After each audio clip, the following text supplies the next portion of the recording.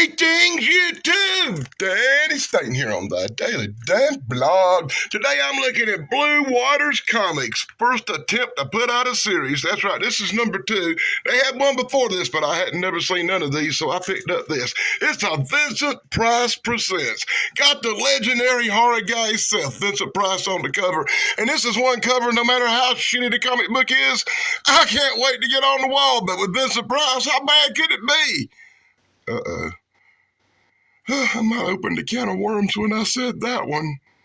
Yeah, it's one of them glossy new comic books from 2008, a number 2, Vincent Price Presents. Inside the front cover, if you can read it, you can see the shiny, glossy names, the people you can blame for what we're about to endure. But look inside, it's got actual pictures. I swear, if this is a drawing, it's the best freaking drawing I ever saw. You got Vincent Price telling a story about a skull that goes back to... What? Can you read that? A skull that goes back to ancient times. Is that right? Vincent Price gonna spill us out a tale of ancient man. Oh my God. I got there and by Vincent Price Presents, I think I'm gonna see the pit and the pendulum. I think I'm gonna see, the last man on earth. Now what am I gonna get? Quest for freaking fire. Oh my God. And in full glossy-ass shiny panels brought to you by the Daily Damn Blog, we're going to see some goofy-ass cavemen who have already discovered fire, who have already quested under the full moon on a very cool night hunt.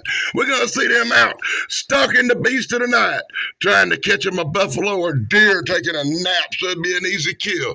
But something's stalking them in the bushes. Check it out. The eyes of evil, probably a dinosaur or some shit. Going to be stalking these guys out in the night. Oh my God. Look like that thing in the crate, don't it? In that movie, remember what was it? Creep Show had that thing in a crate. Look at them eyes. It's like that thing in the crate. Well, I give credit where credit's due. Flush. This goddamn book moves right along as big, hairy, clawy hands come running out the bushes. Look at that damn thing. Look like some kind of werewolf. What? Grrr. It looked like a shiny-ass werewolf. As it attacks Kemosabe and his son here. Check out his son. It's attacking. And then we get a commercial that says, Bon Appetit, for something bloody rare. And I have no idea if this is a movie, a TV show, a poster, or what the hell. And be sure to check out my friend, Sunstorm, the good stuff guy here on YouTube as he hosts some of the funnest live streams I've ever saw. I tried to say that in a really cool William Shatner way. Hey, look at this. We finally get a commercial for something better than what we're looking at here. You got some real good Vincent Price stuff. Remember me bringing that up? The Last Man on Earth. You can buy that movie on DVD for 99 cents probably now. And we move right along as this hairy-ass werewolf attacks the Indians and they do battle. Ships, stabs, and booms, and grr and snap. Wow, that's some great art. I give credit where credit's due. These guys over this new comic book company back in 2008 were doing some really cool art. Don't you like that? Let me know if you like that in the comments below, provided they actually show up. And in full action-packed panels brought to you by the Daily Damn Blog, we're going to see Big Werewolf attacking some Indians. Native American, I don't know, fucking caveman, bro. Vincent said this was some ancient times, so there you go. I see monsters and pterodactyls and stuff. This might be some caveman shit. Anyway, they fighting with the hairy beast. No, it slaps him, it claws him. Hell, one guy took a big bite. Look at that shit. It took a chop out of his side. Looked like he had a little man attached there once called basket case or something. It took a chop out of his side. Oh my God, what am I gonna do? He grabs a fire and tries to run it off with a torch. Snap! Fire! The creature's one weakness. He don't like the fire. He growls and runs off into the night, leaving one mortally wounded, one holding a torch, and one hanging up in a damn tree, scared shitless. Oh my God, and we get a commercial for chains or for bikes, not dogs. Yeah, don't chain your dog up. Chain up your bicycle, says this goofy bastard who rides bicycles, I suppose. I don't know. And then we get this. Does that say retardo, catardo, Catardo. It's Catardo. It's some Japanese anime stuff, maybe, I guess. Hey, guess what, Dudley Dan? Never heard of this stuff, so Dudley Dan will digress and move on. As we go, where did he go? I got a torch, and I scared that son of a bitch off. Well, the guy lights up a torch now, finally. Hey, good idea, Pooh. Do you see it? Do you call him Pooh? Pooh! Pooh! Do you see it, Pooh? No, I don't see it, dude. That's what I like about this comic book. Check it out. You got one word here, one word here, and one word here. This comic book has a whole panel brought to you by Daily Damn Blog, which has 3 freaking words. Was it wrote by a 2-year-old? Could I just not think of dialogue to put in this comic book? It kind of drives me crazy. Well, anyway, I'll actually read these panels to you since it's only got 3. So we see him working on the wounded guy. He says, Pooh. Yep, that's the one word, Pooh. Focus, you son of a bitch. Do? Pooh? Whatever, anyway. He working on the wounded guy. Oh, my God, they're going to build him a fire and smoke him some shit in a pipe, but that's going to make the wounded guy feel better. He runs back up and says, what's up with the wounded guy? And he says, wounded guy got some crap ripped out of him. Look at him. His guts are hanging out on the floor. Guess what? I don't think he'd be okay, my brother. Yeah, that's right, Thump. This guy's going to buy the farm, and Michael Marone's dad here looks all upset about. What a goof! Ah! Yeah, Pooh went poo and popped. He died.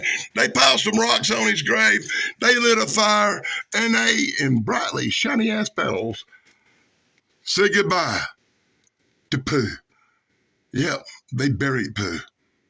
You know, I always thought you were supposed to bury Pooh. And now would be a really good time to say, hey, check out the Golden Rage of TV.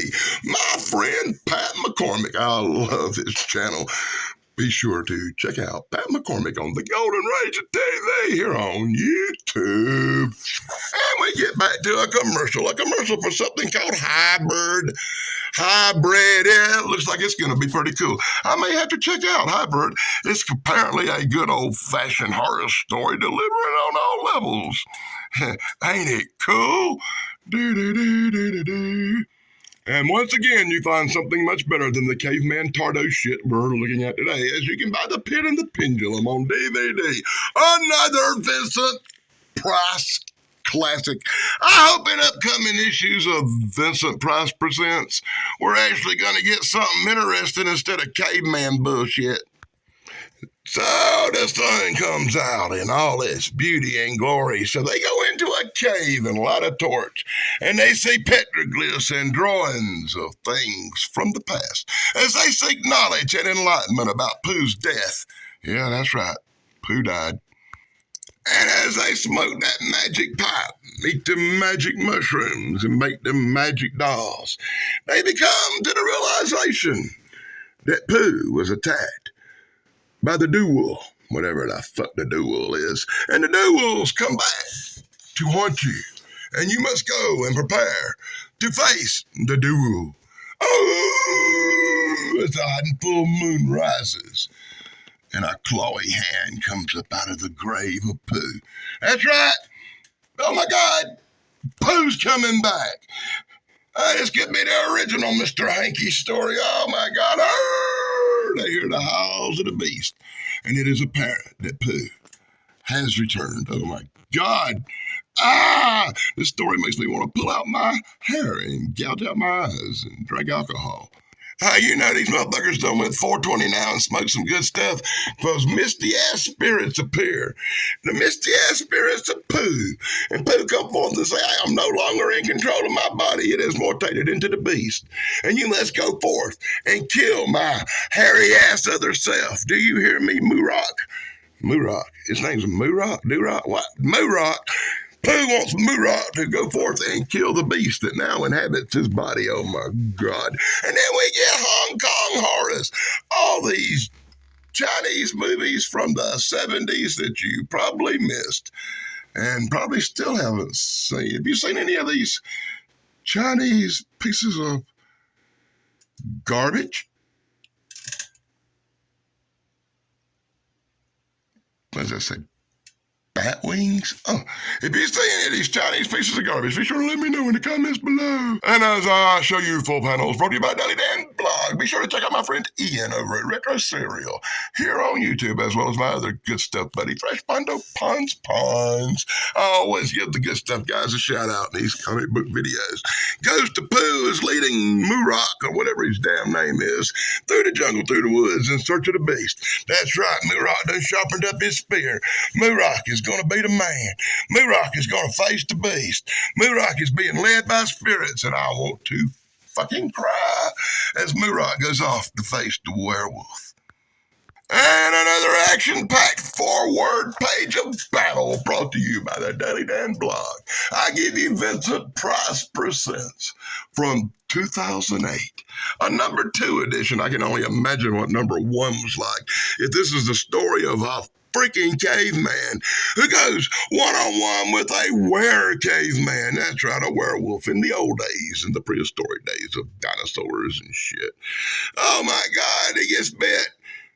And the battle goes on, and now he's morphing, and now there's 2, and oh my God, now there's 2 werewolves fighting to a bloody death. Oh my God, how can there be 2 werewolves? Now he's a werewolf too.